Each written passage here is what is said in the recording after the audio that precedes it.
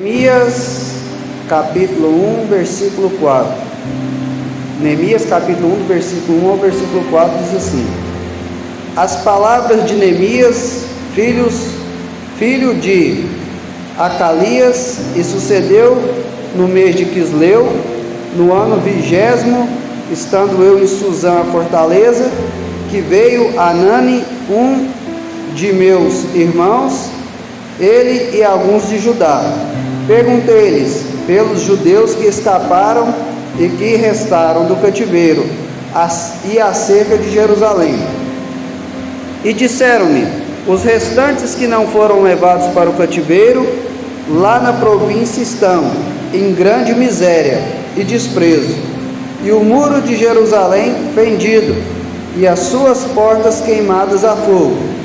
E sucedeu que, ouvindo eu essas palavras, assentei-me e chorei-me e lamentei-me por alguns dias, e estive jejuando e orando perante o Deus dos céus. Amém? Aleluia. Sente aí com a sua Bíblia aberta.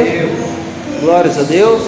Como eu disse, vamos fazer uma breve meditação aqui nessa noite.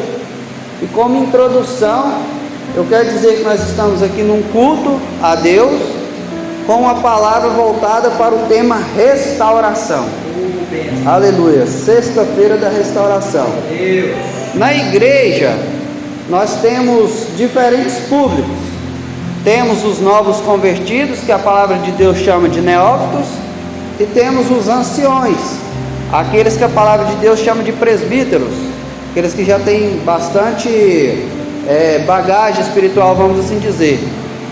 E isso dificulta um pouco para o pregador, dificulta um pouco para o pastor, porque como tem pessoas que, como a Bíblia diz, são novos convertidos, ela precisa de beber o leite, né? Não falsificado, uma palavrinha mais branda, uma palavrinha sem um modo de dizer, uma palavra mais leve. E já tem outros, né, que são obreiros experimentados no trabalho, obreiros aprovados, já pode comer comida sólida, como diz o apóstolo Paulo, né? Como eu acabei de dizer, que uma boa feijoada é uma comida mais forte, espiritualmente falando. E isso é mais ou menos assim, igual eu tenho 3 filhos, o meu mais velho fez 11 anos ontem, e a minha caçulinha está ali, a Manuela, 5 aninhos. Eu não posso cobrar da Manuela aquilo que eu cobro do Davi. Por quê? Porque são idades diferentes, são até a mesma questão do sexo, né? Tem uma diferença. E na casa de Deus é desse jeito. O que Deus vai cobrar de mim, o que Deus vai esperar de mim, o fruto que Deus espera de mim não é o mesmo fruto que Ele espera do Miguel, meu filho. Não tem nem como, né? É igual você pegar aí qualquer pai, qualquer mãe que tenha o mínimo de inteligência, ele não vai disciplinar um bebezinho aí de 2, 3 meses por fazer xixi na fralda, né? Que é natural para ele. Agora nós aqui já não dá certo, né? Se fizer já tem alguma coisa errada, né? Tem que ver, procurar saber o que é. Então com Deus é desse jeito. Deus, Ele vai tratando com a gente de forma coletiva, como no culto aqui, mas também de forma individual. E é interessante que a maturidade cristã nem sempre vem com o tempo. Hebreus 5,13, o escritor aos Hebreus, inspirado pelo Espírito Santo, diz o seguinte para aquele povo: vocês já deveriam ser mestres, mas eu tenho que ensinar as primeiras lições das doutrinas de Deus para vocês, ou seja, o beabá da vida cristã, da fé cristã. E então, a maturidade cristã nem sempre vem com o tempo. Tem pessoas que têm pouco tempo com Deus, já é um cristão maduro, e tem pessoas que têm 20, 30 anos na igreja, e é um cristão espiritualmente falando, uma criança, espiritualmente falando. Como eu disse, eu tenho 3 filhos, e uma das coisas que a gente vê de criança é o seguinte: se um vem aqui e pega essa flor, o outro já grita e fala assim: é meu. E o outro é meu, é meu, é meu, é meu. Daqui a pouco você escuta só os tapas e os gritos. E muitas vezes não é nem de um, nem de outro e nem de outro. É da igreja. mas a infantilidade, a criancice faz com que eles brigam e fica dizendo é meu. Espiritualmente falando, as crianças espiritualmente falando, é do mesmo jeito. Esse é meu significa o que? Algo egoísta. E muitas vezes nós estamos na igreja, como eu disse, 5, 10, 15, 20, 30 anos, 40 anos, e às vezes somos crianças espiritualmente, somos egoístas. Por que eu estou dizendo isso? Porque hoje eu pretendo trazer uma palavra para crentes maduros, e como o tema é restauração, eu quero trazer uma palavra com base nesse texto que nós vimos, o seguinte: chamados para restaurar. O crente criança, espiritualmente, ele é, como eu já disse, ele é egoísta. Então ele vem para a igreja só para pedir para ele, só para a família dele, só para a casa dele, tudo é para ele, tudo é meu, é meu, é meu. Agora o crente maduro, como Neemias, não, ele se preocupa com os outros, ele se preocupa em restaurar as pessoas. Enquanto eu estava sentado ali, eu estava meditando, a Bíblia diz que nós somos o sal da terra e a luz do mundo. O sal serve para quê? Entre outras coisas, para dar sabor.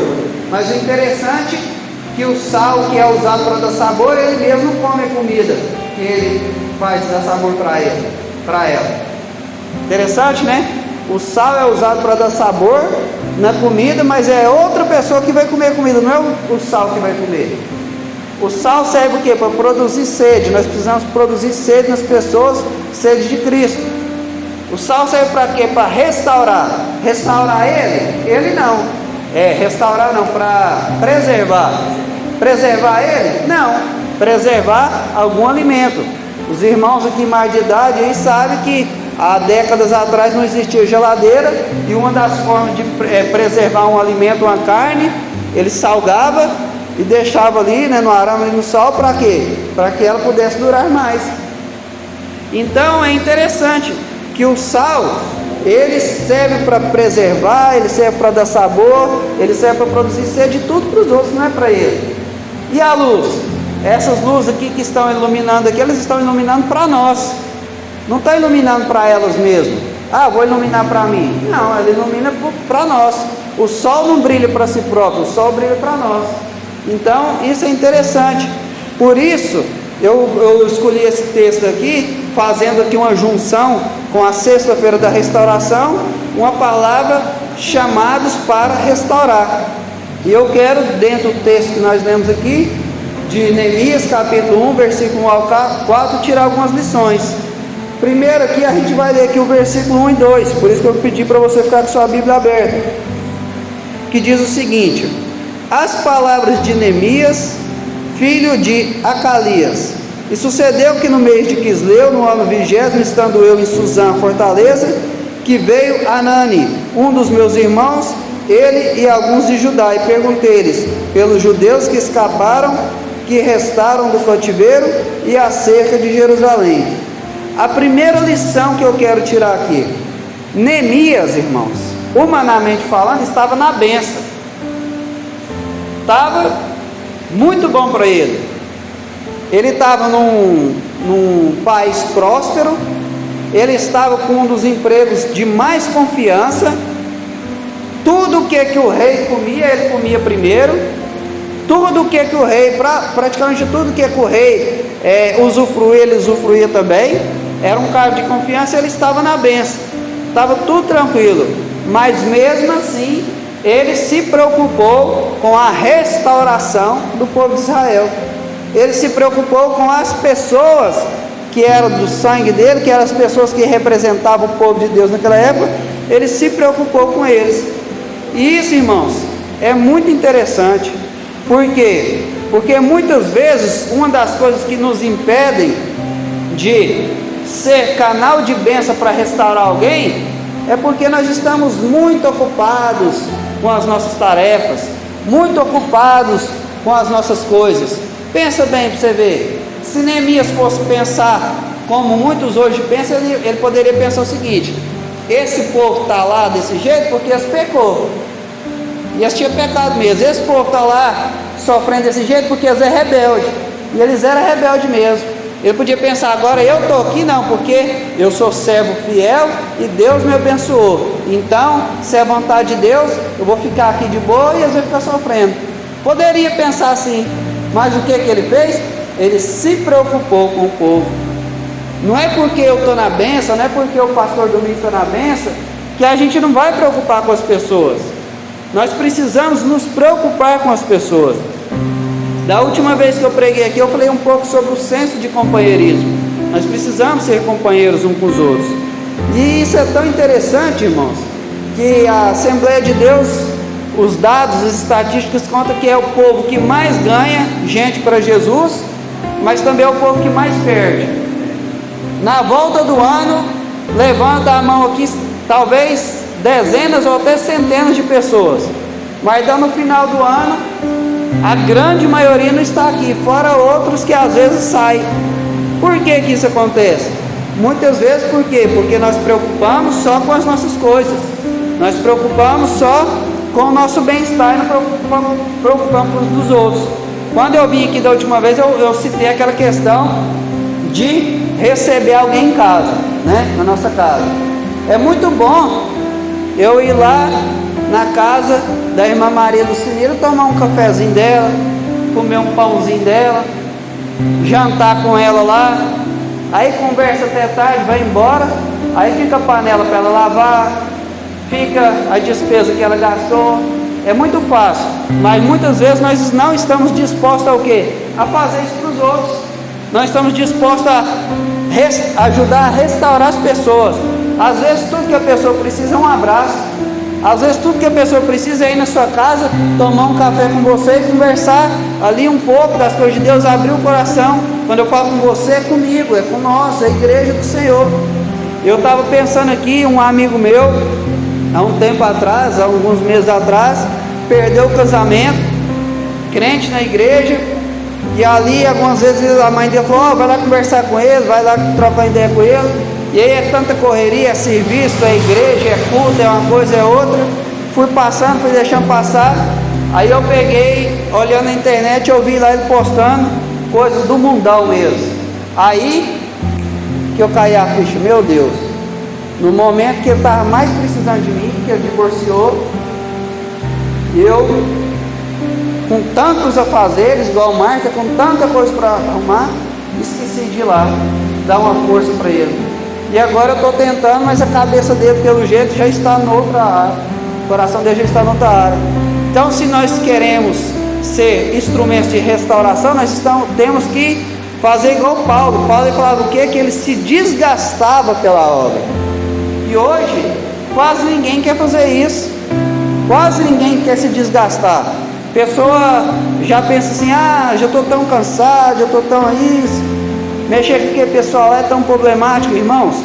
Se nós queremos receber o galardão de Deus, se nós queremos receber a recompensa de Deus, nós temos que nos preocupar com as almas. É para isso que Deus nos chamou. Às vezes a gente gosta de terceirizar, né? Igual a Eva falou, a culpa é da serpente. Adão falou, a culpa é da Eva. Aí a gente, nessa questão de restaurar, de fazer a obra, de visitar, a gente fala, não, mas o pastor Domingos que tem que ir, sim, ele tem que ir. Mas o presbítero irmão João Forte que tem que ir. Ele está aí por conta disso, não está trabalhando fora. Sim, ele tem que ir. Mas eu também tenho que ir, você também tem que ir. Porque a Bíblia fala assim que tudo que nós fazemos está escrito lá no livro das obras. Aquilo que o irmão João faz, as orações que ele faz aqui, o cuidado que ele tem com esse templo, eu não vou receber recompensa por isso não. Quem vai receber é ele. As pessoas que o pastor Domingos visita com a sua esposa, as pessoas que ele ora, as pessoas que ele ajuda a restaurar, quem vai receber recompensa disso não é eu não, é ele. Hebreus 11:6, versículo B, né? Hebreus 11:6 diz assim, sem fé é impossível agradar a Deus, porque importa que aquele que nele crê se achegue a ele e crê que ele é galardoador daqueles que o buscam. Crê que ele existe e que é galardoador daqueles que o buscam. Eu fiz uma confusãozinha aqui, mas o que eu queria frisar é isso. Nós temos que crer que Deus existe, que Ele é galardoador, Ele é recompensador. Aleluia. Então, meus irmãos, nós temos sempre no nosso coração o seguinte: noite da restauração. Para aí para pensar na sua mente e analisa comigo. Os membros aqui dessa igreja, as pessoas aqui desse bairro, as pessoas aqui dessa cidade que mais precisam de restauração, não estão aqui. Sim ou não? Não estão aqui. Então é nós, irmãos, crentes maduros, que temos que ser usados para restaurar eles. Uns é porque não tem força, outros é porque não tem vontade, enfim. Jesus não perguntava se ninguém merecia. Se Jesus fosse perguntar se eu merecia, eu estaria perdido, mas é graça. Então essa é a primeira lição. Neemias poderia muito bem ficar tranquilo no palácio, comendo do bom e do melhor, mas ele se preocupou com o problema daquelas pessoas que estavam na miséria. Segunda lição está no versículo 3: e disse-me: os restantes que não foram levados cativos, porque um pouco tinha sido levado cativo, para o cativeiro babilônico, e outro pessoal ficou ali na cidade. Eles deixaram só os mais pobres, só os menos inteligentes. E aí ele vai dizer que lá na província estão em grande miséria e desprezo, e o muro de Jerusalém fendido e suas portas queimadas a fogo. A segunda lição que eu quero tirar aqui: quando Neemias ficou sabendo do problema, o problema daquele povo passou a ser problema dele. Foi isso que nós aprendemos ali no seminário de missões. Seimar está sem condição de pagar energia. Só uma suposição: profetizo bênção, prosperidade sobre ele. E aí eu fico sabendo que ela está ali em grande aperto. A partir do momento que eu fico sabendo do problema dela, começa a ser problema meu também. Então, isso se chama senso de responsabilidade, que é o contrário de indiferença. Senso de responsabilidade. Nós, irmãos, somos comparados com um corpo. Um corpo. Se uma parte do corpo sofre, todo o corpo sofre. As duas irmãs que vieram aqui disseram: o problema estava no estômago, as dores, mas todo o corpo sofre. A cabeça poderia falar assim: o negócio é com o estômago, não tem nada a ver com isso. Não pode. As pernas dela podiam falar assim: que está doendo ali é o estômago dela, eu estou de boa. Não tem como. Nós somos um corpo, espiritualmente falando. Como eu disse, eu quero ser breve e já passo para a terceira lição, que está aqui no versículo 4, que foi o último versículo que nós lemos. E sucedeu que, ouvindo eu essas palavras, assentei-me. Glórias a Deus. O que representa essa palavra assentar ou assentei-me, espiritualmente falando? Representa nós tirarmos um tempo de reflexão.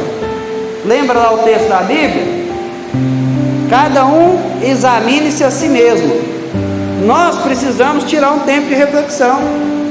A minha esposa precisa, um dia ou outro, parar, se assentar, ficar tranquilo e refletir: como eu estou sendo como esposa, como eu estou sendo como mãe, como eu estou sendo como filha, como eu estou sendo como diaconisa na casa do Senhor. Então a primeira coisa que Neemias fez foi se sentar. É um tempo de reflexão. O texto não diz, mas eu imagino ele sentado e pensando: Senhor, eu estou aqui na bênção, eu estou aqui restaurado, mas aquele povo lá precisa de restauração. Eu estou aqui comendo do bom e do melhor, mas aquele povo está ali na miséria. Eu estou aqui vivendo dias incríveis, mas aquele povo ali está em grande desprezo. Então, a primeira coisa que Neemias fez para preparação do seu chamado de restaurar pessoas. E a mensagem que eu trago aqui para nós hoje é chamados para restaurar. Os irmãos sabem que depois de tudo isso, ele foi o instrumento principal para restaurar os muros de Jerusalém. E a primeira atitude dele foi essa, assentar-se, que representa o quê? Tirar um tempo de reflexão. Será que estamos dando fruto? Será que eu tenho sido um bom servo? Será que eu estou alegrando o coração de Deus? Porque uma coisa é Deus ser fiel comigo. Deus é fiel comigo, mas será que eu estou sendo fiel com Ele? Então é um tempo de reflexão. Segunda coisa que ele fez, chorou. Aleluias.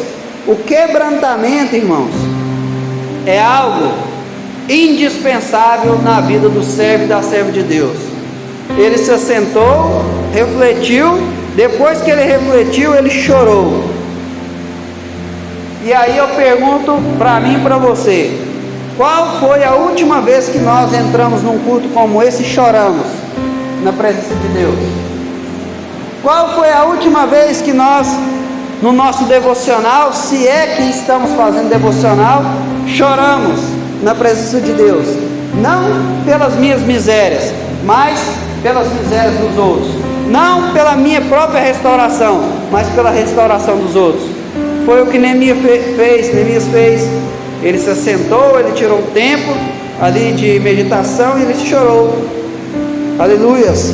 Conta-se uma história de uma equipe missionária que foi pregar em um certo lugar no século passado.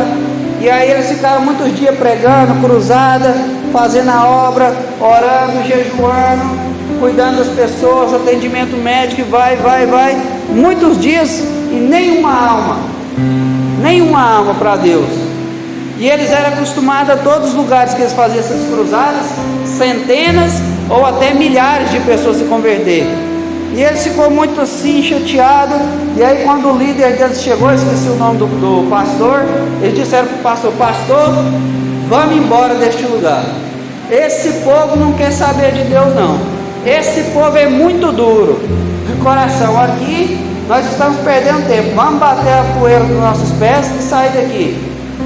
Aí ele falou assim, por quê? Não, nós já oramos, nós já jejuamos, nós já fizemos cruzada, nós já fizemos obras sociais, nós já fizemos de tudo aqui, esse povo não converte.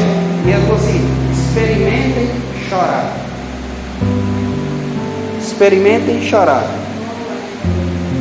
Quem é pai e mãe aqui sabe que quando um filho começa a chorar, você já fica agoniado, você já quer resolver.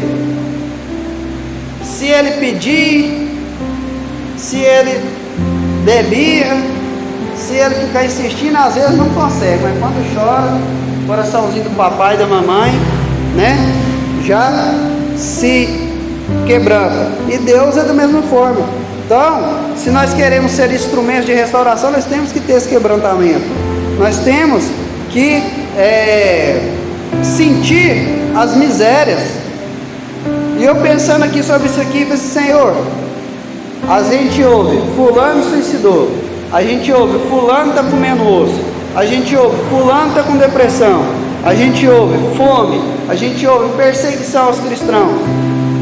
Isso às vezes não faz a gente chorar, irmãos? Está errado. Está errado. Por isso não vemos grandes milagres como este de Neemias, restaurar um muro gigantesco daquele em poucos dias. Por isso não vemos milagres. Então é importante a gente fazer o que a Bíblia ensina. O que mais que ele fez? Ele se lamentou. Glórias a Deus. A palavra lamentar aqui é cobrir de luto. Ele ficou de luto alguns dias, né, por aquilo ali. Quando você vai olhar no versículo 1 do capítulo 1, ele vai falar assim que isso começou no mês de Quisleu, que é entre novembro e dezembro no nosso calendário. E foi, quando você vê lá no capítulo 2, versículo 1 também, ele diz que quando ele teve o aval do rei, foi no mês de Nissan, que é no mês de março e abril. Ou seja, Neemias ficou cerca de 4 meses orando, jejuando, chorando, pranteando e clamando pelo aquele povo. Esse foi o momento dele de preparação para ser um instrumento de restauração na vida das pessoas. E o que mais que ele fez? A Bíblia diz que ele jejuou. Hoje, jejum é algo, pelo menos aqui na nossa realidade de Ipameri, que eu percebo, é algo assim muito superficial. Fala pouco de jejum, e quando às vezes alguém chama a gente para jejuar, eles falam assim: vamos jejuar até meio-dia, vamos ir para a consagração, 9 horas nós entregamos o nosso jejum. Nada contra, irmão, cada um sabe o seu limite, nada contra. Mas Davi diz o seguinte, quando ele precisava de algo ali para fazer seu sacrifício, e aí aquele homem falou para ele: não, pode pegar tudo que eu vou te dar. Davi fez assim: ó, negativo, eu não posso oferecer algo a Deus que não me custe. Um artista, para fazer um papel no cinema, às vezes ele precisa emagrecer 10, 15 quilos, dentro de 3 meses, ele com duros jejuns, né? No caso é regime, né? Vários regimes, ele emagrece. Por quê? Porque ele quer fazer o papel do cinema lá. Um lutador que está acima do peso, para ele conseguir alcançar o peso dele, às vezes antes da pesagem, que é um dia antes da luta, às vezes ele fica 3 dias sem comer, para chegar lá na hora de pesar e estar dentro do peso para ele poder lutar. Um macumbeiro, para ele fazer algum trabalho desse, tem macumbeiro que fica 3 dias e 3 noites trancado num quarto escuro, onde ele não consegue enxergar nem a própria mão, sem comer e bebendo sangue. Por isso às vezes ele vai lá e lança uma palavra de maldição sobre a pessoa e pega. E nós, irmãos, qual é a nossa disposição para jejuar? Às vezes a gente pensa que jejum é algo assim que, não precisa disso. Se não precisar, Jesus não tinha jejuado 40 dias e 40 noites antes de começar o ministério. Jejum não precisa, não, é pela graça. Se não precisasse, Paulo, antes de começar o ministério dele público, ele não estava lá separado com outros profetas, jejuando e orando. Aleluia! Quando a gente jejua, irmãos, a gente entende que da mesma forma que a nossa carne precisa do pão da terra, a nossa alma precisa do pão do céu.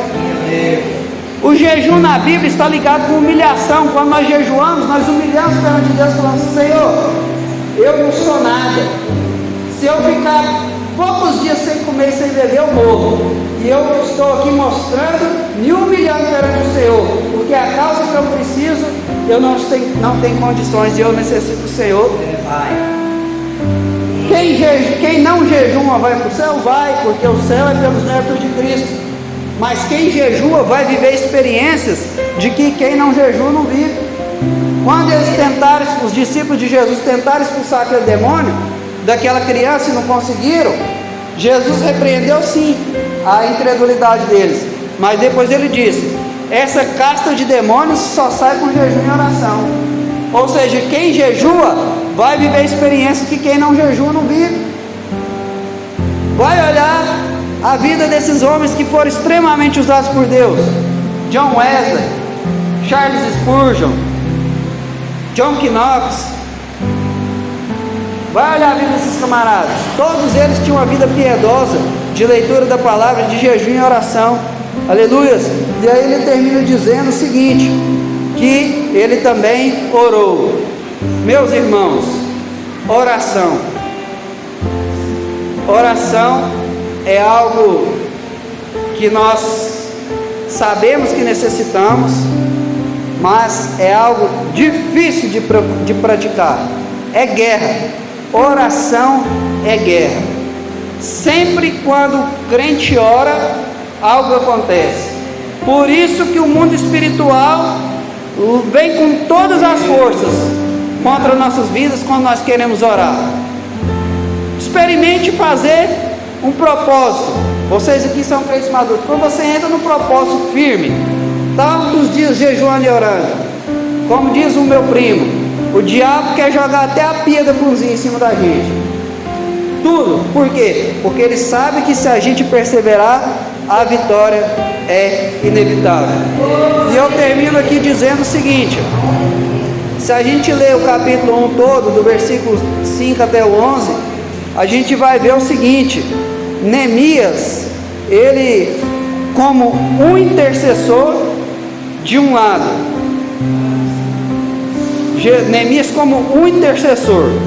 O que é um intercessor? Para vocês entenderem bem, olha aqui, Miguel, você aprendeu o que é um intercessor. De um lado tem a ira de Deus. Deus estava irado contra o povo de Israel, porque eles tinham pecado contra Deus. Intercessores, de um lado a ira de Deus. Deus está irado contra a humanidade pecadora. Deus está irado contra quem está lá de fora no pecado e precisa de restauração. De outro lado estava o povo, que estava na iminência de um grande juízo. Ser intercessor é o que? É ficar no meio entre a ira de Deus e o pecador que precisa de restauração. Aleluias! É isso que nós, como servos e servas de Deus, necessitamos. Conversava com a irmã Antônia agora à tarde. Ela dizia: meus netos precisam muito do milagre da parte de Deus. E às vezes eles vão lá, pecam, e às vezes Deus já vai com o machado ali na beira da raiz. Mas a irmã Antônia dobra os joelhos e diz: Senhor, lembra-te das tuas misericórdias, me dá mais um ano, deixa eu adubar, deixa eu aguar, porque eu ainda creio que eles vão dar fruto. E aí Deus espera a resposta de cada um. Meus irmãos, na obra de Deus, talvez você pense assim: a palavra que o irmão pregou é muito bonita, realmente eu quero ser um instrumento de restauração, mas eu que estou precisando ser restaurado. Vai olhar a vida de José. José, todo lugar que ele estava sofrendo. Sofreu na cova, sofreu na casa de Potifar, sofreu na cadeia, mas em todos os lugares, ele precisando de restauração, ele não se furtou de ser um instrumento de Deus para restaurar os que precisavam. Davi, fugindo de Saul, chega na caverna de Adulão. Só gente ruim, só povo complicado. Ele precisando de consolo, ele precisando de restauração, e consolando e restaurando aqueles que precisavam de restauração. Existe um princípio na Bíblia, que é o princípio da lei da semeadura. Tudo aquilo que nós plantamos, nós vamos colher. Se eu quero ver meus filhos sendo abençoados, eu não posso orar só por eles, eu tenho que orar pelos irmãos. Se vocês querem ver os filhos de vocês serem abençoados, você não pode orar só por vocês, vocês têm que orar pelos meus. Porque quando a gente cuida das coisas de Deus, Deus cuida das nossas coisas. Aleluia! Paulo preso, passando frio, passando luta, passando necessidade, e não se cansava de orar para os irmãos nas igrejas que estavam espalhadas, que ele implantou. Glórias a Deus. Santo é o nome do Senhor. E eu encerro agora verdadeiramente com uma reflexão que eu até mandei no WhatsApp ontem de noite para as pessoas que eu tenho. Quem via Estevão sendo apedrejado, eu penso que pensava assim: coitado, jovem, tinha a vida inteira pela frente, para que foi mexer com questão de ser crente? Por que não foi aproveitar a vida? Quem via Estevão sendo apedrejado, eu penso que pensava desse jeito. Mas Estevão não estava olhando as pedras, Estevão não estava olhando os xingamentos. Os olhos de Estevão não estavam naquele povo furioso contra ele. Os olhos de Estevão não estavam se lamentando: por que esse povo está fazendo comigo? Os olhos de Estevão estavam no céu, e ele dizia: eis que vejo os céus abertos, aleluia, e o Filho de Deus, aleluia, à destra, aleluia, o Deus Altíssimo no trono. Glórias a Deus. Quando Jesus estava naquela cruz, o povo meneando a cabeça, dizendo: salvou aos outros, salva a ti mesmo, e blasfemando todas sortes de blasfêmias. Os olhos de Jesus não estavam nas blasfêmias. Os olhos de Jesus não estavam nos seus ferimentos.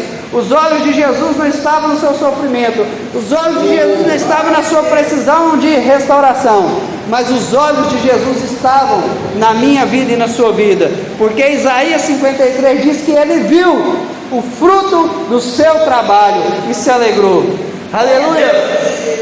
Eu imagino que quando ele olhava lá e via o sangue, a dor, aquela tristeza, e ele pensava em desistir. Ele olhava lá e falava assim: eu muito me alegro vendo a salvação da irmã Genilda, eu muito me alegro vendo a salvação do irmão Emanuel.